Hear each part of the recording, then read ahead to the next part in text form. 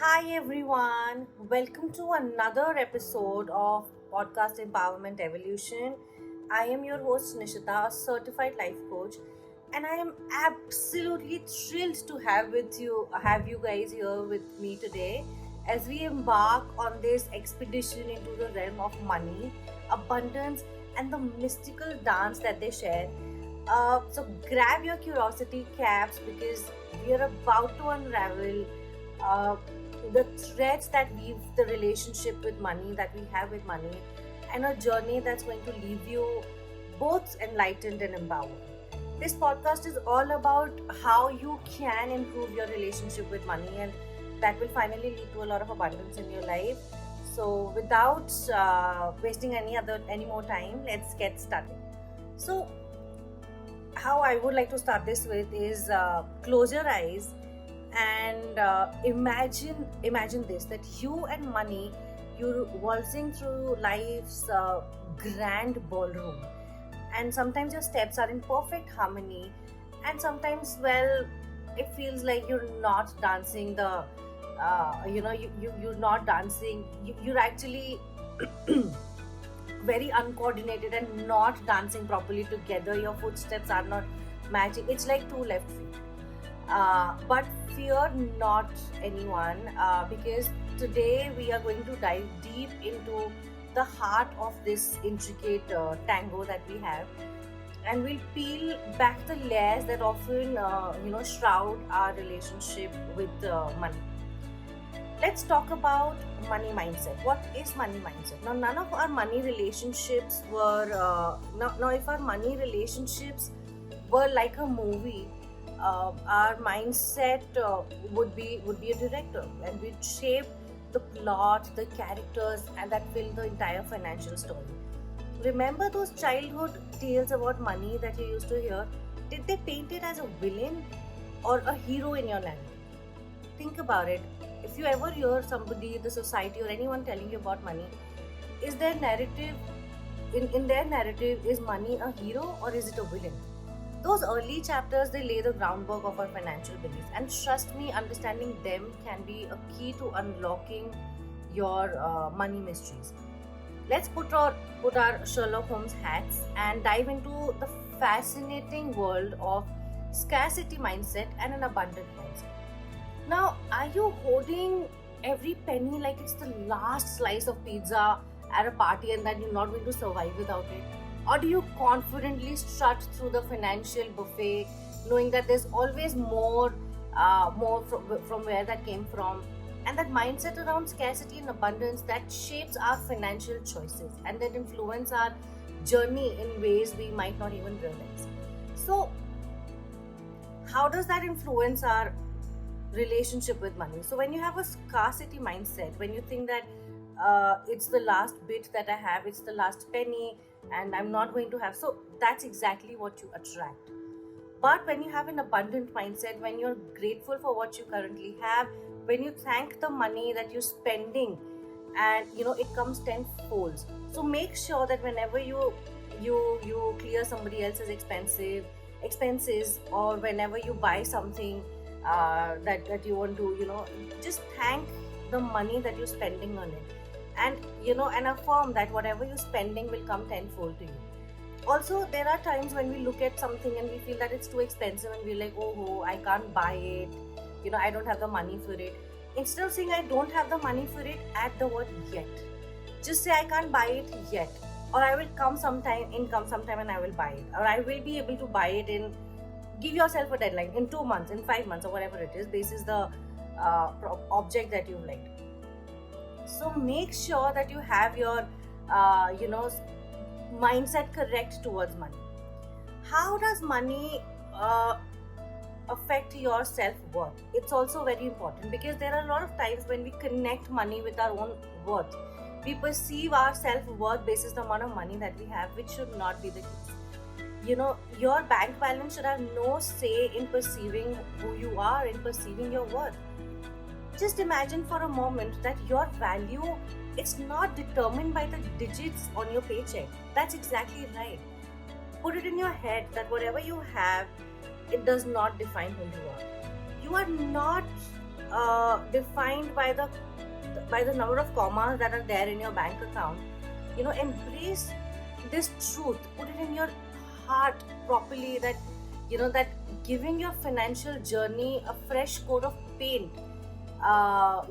If you think of it like, if you think that money does not will not define your self-worth, it will sparkle the vibrant hues of self-love and empowerment. Never connect the money in your account with your self-worth.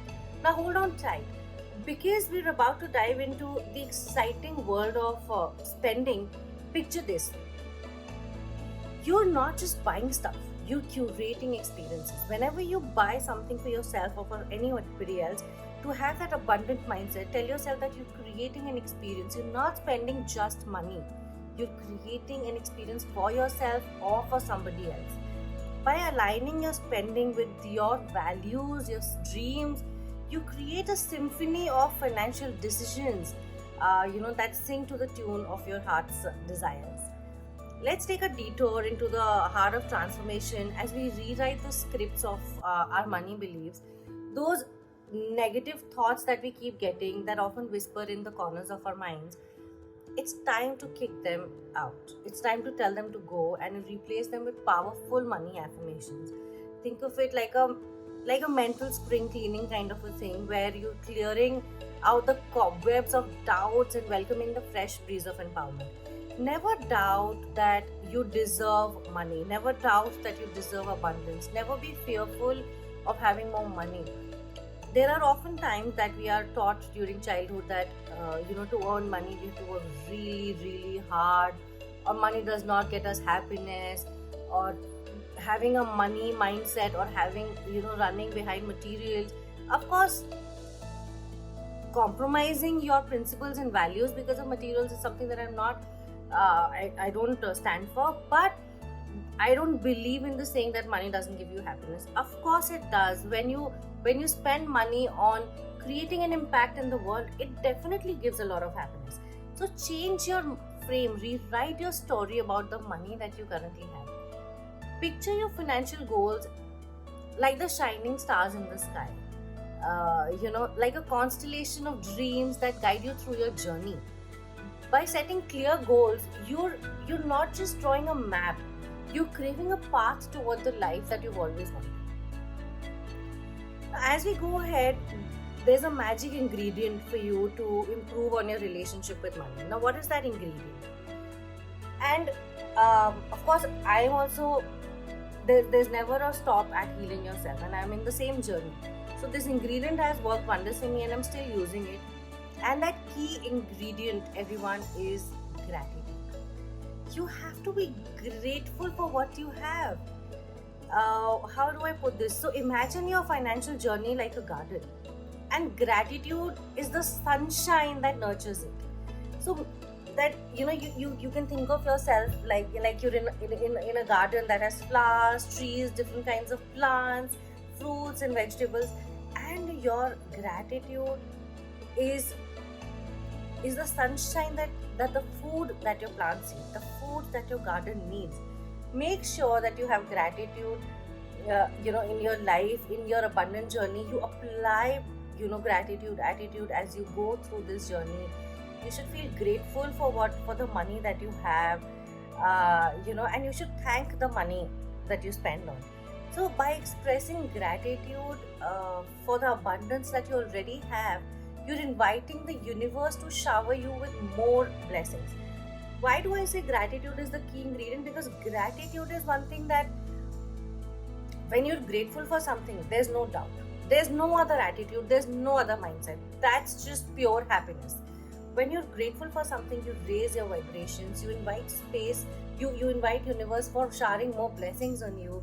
You create space for more abundance, more good health, more well-being in your life. So make sure that you have that attitude, you build a gratitude attitude when it comes to improving your relationship with money, when it comes to changing your mindset from a scarcity mindset to an abundant mindset when it comes to your money journey. Now, there's one very important, very, very applicable trick, strategy, or an activity I would say that I apply when it comes to feeling grateful. So whenever there's something good that happens in my life, I have a box. I have a box with me where I write a chit of what I'm grateful for in that day, and I fold it and I keep it in my bag in that box. I don't read it for an entire year. I don't open it.